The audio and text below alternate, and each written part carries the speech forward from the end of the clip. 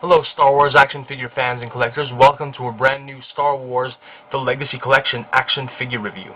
For today's Legacy Collection action figure review, I have two Star Wars Legacy Collection action figure reviews, but of course I'm going to split them up into two videos. But I have both father and son, Jango Fett and Boba Fett. And of course, in commemoration of the newly released The Mandalore Plot episode and the return, the debut of the Mandalorian warriors in the Clone Wars series, I thought it'd be appropriate to review these two action figures. Unfortunately, we don't have any Mandalorian warrior Clone Wars action figures yet, but I cannot wait until Hasbro releases them. I would especially love a pre-Vizsla Clone Wars action figure. That would be so awesome. So the first action figure I'm going to do is Jango Fett. Here is Jango Fett. Everyone knows Jango Fett from Episode 2, Attack of the Clones. Again, great packaging. I absolutely love the look of the packaging, and I really like the picture that they used here for Jango Fett, the close-up picture of his helmet. It just looks so badass, and just love the lighting. Absolutely love the lighting in that picture. Of course, the red Star Wars block logo, the Legacy Collection.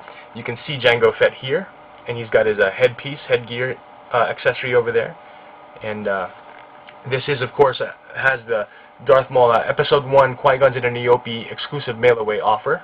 Comes with a certificate inside. And this is Build-A-Droid number 15, Jango Fett, part of the Episode 2 Attack of the Clones wave. Okay, and that's the back of the card. We have a still shot of the Jango Fett action figure here, without his helmet. Looks really cool. And of course, a still shot here of him in action in Episode 2 on Kamino, when he fought Obi-Wan Kenobi. And of course the description, and of course the other figures here. You got a Build-A-Droid piece here for R3-M3. You got the middle body for R3-M3. And of course the other figures in the line, a Biker Scout, which isn't really from Episode 2, from Episode 6, but you know, Hasbro snuck him in there. Obi-Wan Kenobi, and of course Anakin Skywalker from Episode 2. So I'm going to read the back of the card for the description. It says here, the Mandalorian warrior conceals his part in the creation of a clone army until the arrival of Obi-Wan Kenobi and Kamino. Fett reveals nothing to the Jedi, then finds the first opportunity to flee the planet before the truth is discovered. So that's Jango Fett.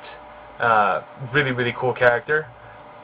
You know, he was awesome in Episode 2, and I wish we had, you know, saw more of him. But of course, there's a lot of EU expanded universe stuff, whether it's comic books, video games, novels, you know, on Jango Fett. So anyway, here's Jango Fett, and let me open him up and do this review. Got my trusty knife here. I'm just going to insert. Whoops. Got to be careful when you're cutting stuff.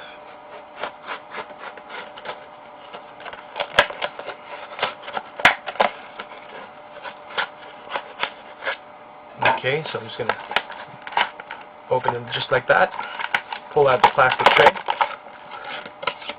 And here we have Jango Fett. Of course, you got the Hasbro little flyer and the Episode 1 Qui-Gon Jinn and the Niobe mail-away exclusive.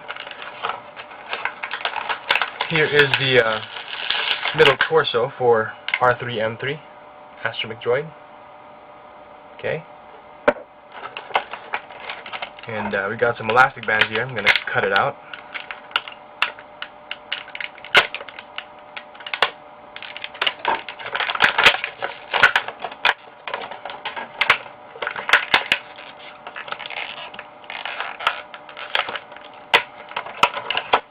Okay, so here's Jango Fett. I'm going to take off his helmet first so we can go over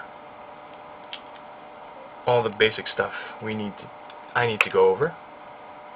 Okay, so here's Jango Fett. Looks really cool. So articulation, ball jointed neck, ball hinged shoulders. Okay, it's pretty tight, and because of his shoulder pads, but you know, still able to move it. Okay, ball hinged shoulders, ball hinged elbows, and swivel. Nope, no wrist articulation unfortunately, but swivel gauntlets right there, right at the cuffs of his gauntlets, but they're limited because of the I guess this cord that's attached to his arm and his gauntlet. So limited gauntlet articulation, cuff articulation, and he does have what it seems to be a ball-jointed upper torso, okay, and swivel hips right there, and ball-hinged knees, and of course ball-hinged ankles. So good articulation, not bad. I kind of wish that he had wrist articulation, but you know, it's not that big of a deal. It's okay, no problem at all. And Jango Fett looks really cool. Got a nice, really cool likeness to Temuera Morrison, who plays Jango Fett in Episode 2, Attack of the Clones. Really like the color of his costumes. Looks pretty accurate. A light purple jumpsuit. And of course, he's got his silver armor plating all over his body armor, Mandalorian armor. Very, very cool. Okay, and he's already holding 2 blasters, which are banded with elastic bands, and he's got his working holsters here, which fit his blasters. Is really cool. Okay, and he does come with a jetpack. Here's his jetpack. I forgot the model name of his jetpack, but you know, it's the jetpack he uses. I think this is the second version on Geonosis. The first one has the sharper looking rocket, which he fires at Obi-Wan. So this is the second version that he uses on Geonosis, and there's a little peg there and a hole on Jango's back. You just plug it in, just like that, and he's ready to fly. And of course, if you don't want to use the helmet when he's piloting the Slave 1, he can use this his headgear, his headpiece. Comes with a little antenna mic there, and kind of like headphones, I guess. So you just slide that on top of his head, above his head, and he's ready to jam to some tunes from his iPod. I'm just kidding, but it looks really good. Looks really nice. Nice detail. Hopefully you can see that. You can see that well. Okay, so he looks cool like that. But of course, any Mandalorian warrior looks awesome with a helmet. And so I'm going to slide his helmet over, just like that. And unfortunately, I can't move the antenna. Some of the other Boba Fett action figures, you could actually move the antenna down forward. But you know, it's okay. Not a big deal. And there you have it, Jango Fett with his helmet. He looks so badass. Very, very cool character. And that's pretty much it. Really nice detail, really nice accessories. Not a whole lot, but you know, just right, just enough. And he looks badass. I cannot wait until they release Clone Wars action figures of the Mandalorian warriors, especially the pre-Vizsla. So that's Jango Fett, and I think that just about wraps up my review. I'd definitely give him a solid rating of 10 out of 10 Stormtrooper helmets. If you see him on the stores, on the pegs, do pick him up. He's a great figure, especially if you don't have a Jango Fett action figure.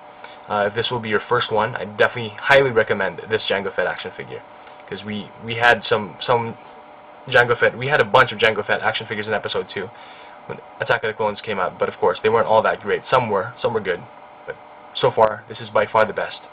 So I hope you guys enjoyed this review. Thank you guys for watching, and until next time, may the Force be with you. Bye.